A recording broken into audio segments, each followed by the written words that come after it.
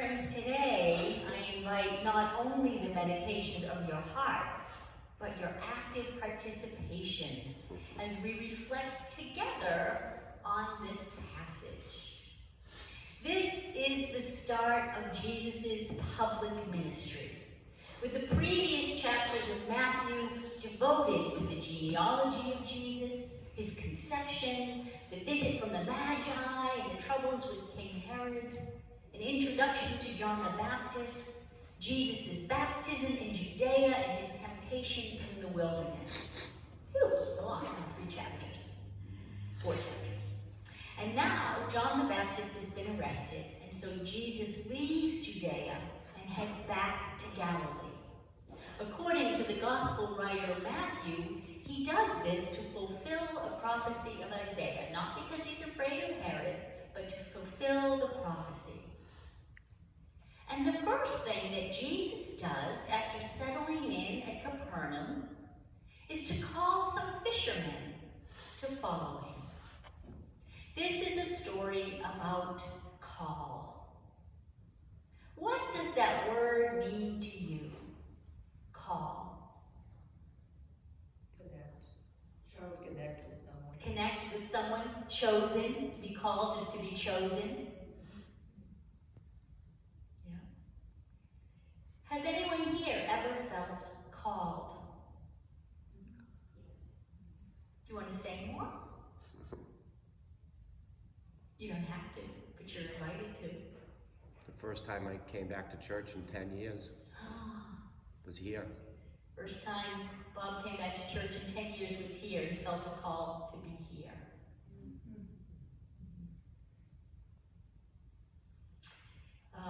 Frederick Buechner defines call as the place where one's deep desire meets the world's deep need. Our deep desire and the world's deep need. Can you just are we called to places other than church or faith? Mm-hmm. Yes, because we have deep desires that are different or apart from or in a different place. The world certainly has needs that aren't only about faith and spirituality.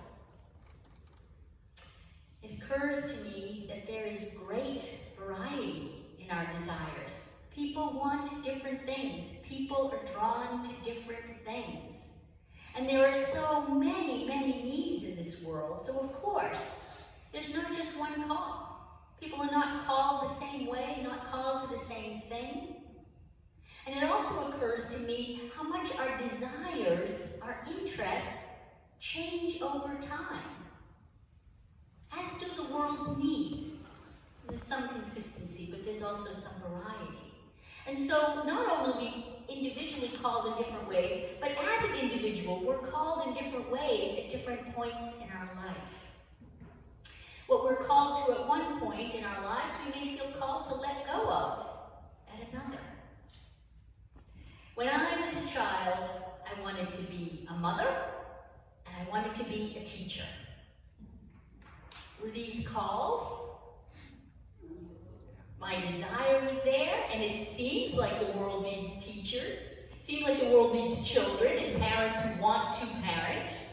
So I think it might have been calls, right? I confess at the time I was not thinking about what the world needed. I was only thinking about what I wanted. But the need was there nonetheless. And these two desires, for mothering, to be a mother, to be a teacher, they point to the reality that call, of course, can be about a career, but it can also be about something else. Sometimes our call is not our career. Our career is not our call. We might be called to make music or to make art. We might be called to volunteer. We might be called to parenting. We might be called to cooking or serving or caring for someone in a time of need. Steve Harvey, how's that for a church quote? Steve Harvey once said, "There is that for which you are paid and that for which you were made." Isn't that nice? That for which you are paid and that for which you are made. Sometimes there's an overlap and sometimes there's not. But we are no less called to that for which we are not paid. In addition to what we may feel called to do, I wonder if we're also called to faith. And Bob gave an example of that. Called to attend church, to engage in certain spiritual practices, to certain faith beliefs. I mean, some of it is a little bit tribal, right? We're born into Christianity. If we're going to go seeking in our faith, we usually will stick with the family in which we were born and raised that feels familiar, but sometimes we're not. A lot of people have left the church and found other spiritual paths. They might be drawn to Buddhism or Hinduism or Judaism and explore other faith beliefs.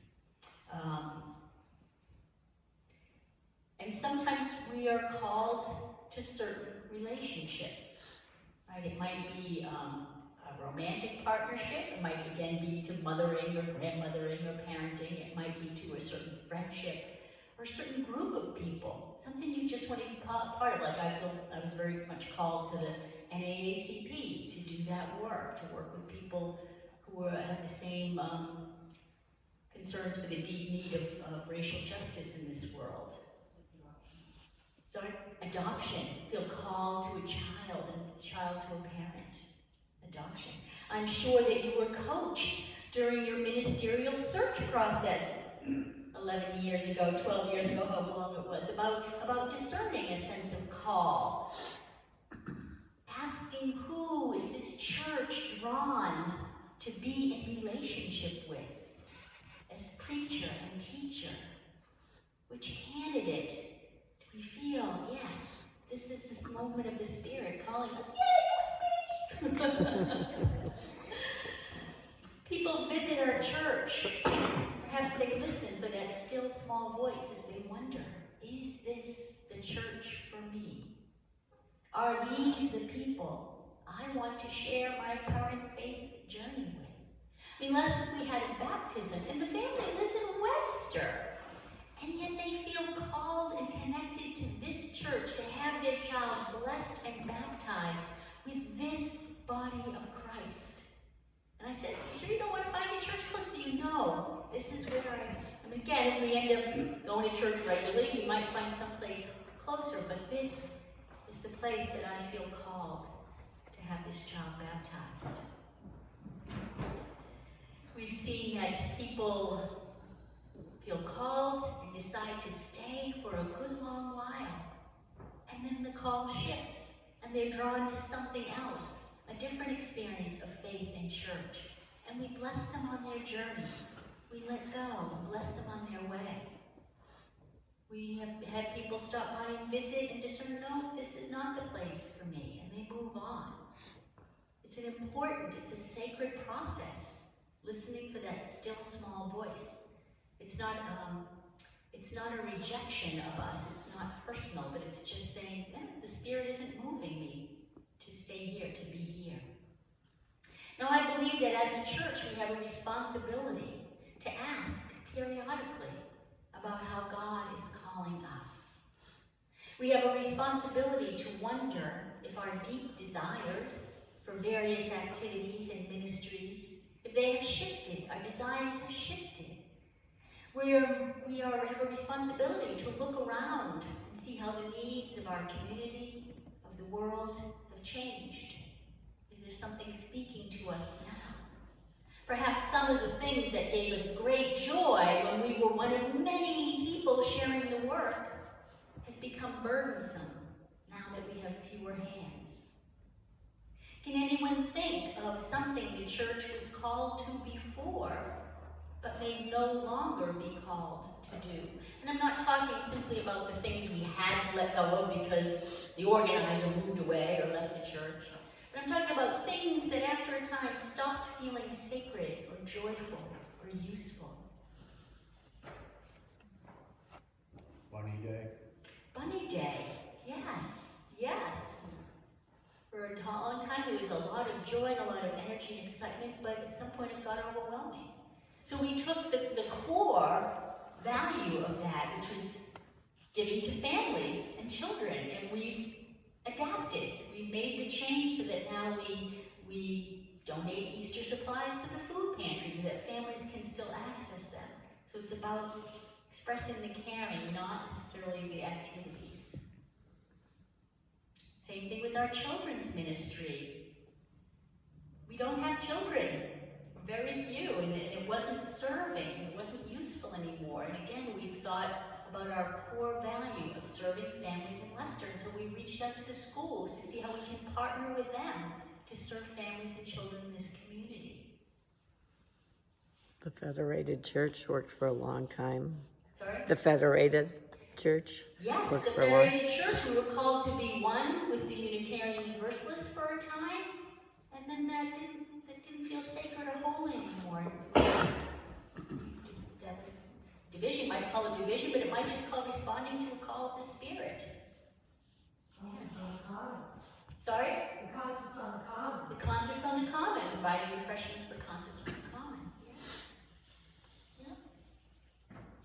Now, I thought I was very clever to come up with my sermon title. Did you notice it? It's called and recalled. I was trying to communicate something about call not being a one and done thing.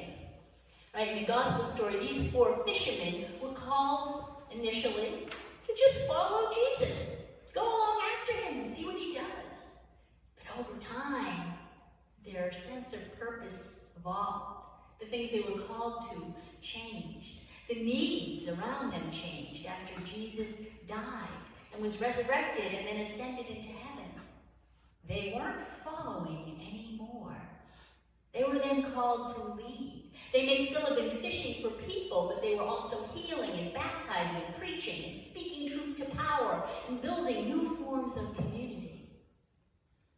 And we are, of course, continually called to different activities, to different relationships, to different spiritual practices. But then I also had this thought about the other meaning of the word recalled. What happens? What is it about when something is recalled? It's bad. Effective. It's taken out of use because it's defective, right? And I wondered if sometimes when we have to let go of things, it feels less like a new call and more like a failing. Instead of believing that God has something else in mind for us, we wonder if maybe God has no use for us anymore. Especially as our bodies aged and we can't do the things we used to do, we can't even do the things we want to do, we may wonder, am I being recalled from following Jesus? And I can understand the feeling and the fear, but I don't believe it for a minute. God has not created anything faulty in us, not as individuals, as human bodies who do age, who do wear out, who do have more and more limitations. It's not faulty, it's part of the design. There's nothing faulty in us as individuals, there's nothing faulty in us as a church. There's no need for that kind of recall at First Congregational Church of Leicester. Jesus invites us to start by following him and his ways of self-giving love, but then to listen to our own deepest desires. Our desires that are congruent with our hearts and with our minds and with our bodies. Our desires which meet a need in the world. Listen and then go for it. We don't have to go fishing. That might not be our call.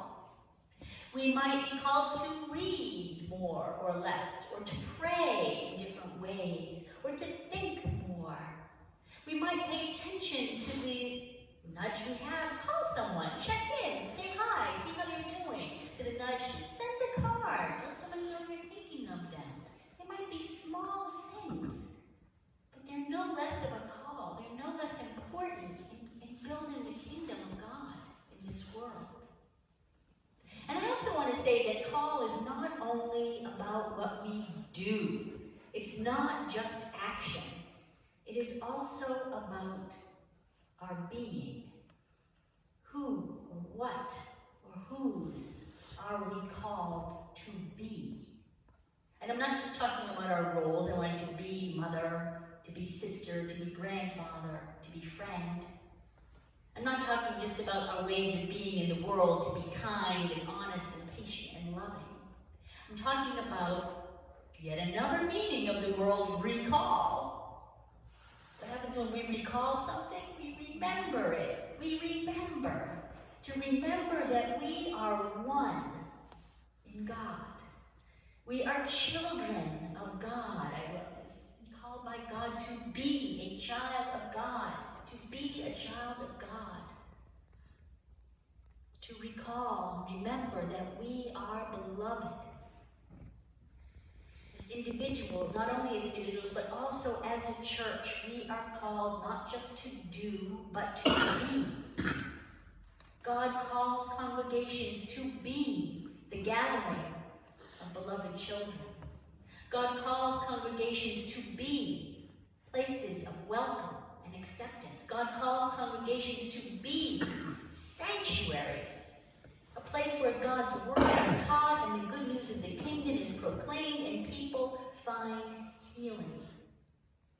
In these turbulent times when we are faced with the deep needs of this world, we sometimes feel an unbearable pressure to get out and do something. But I say we must first focus on being, just being, God's beloved children. To let that grace-filled identity seep into the deepest parts of ourselves. And I have little doubt that those things we are called to do will become clear in time. May it be so.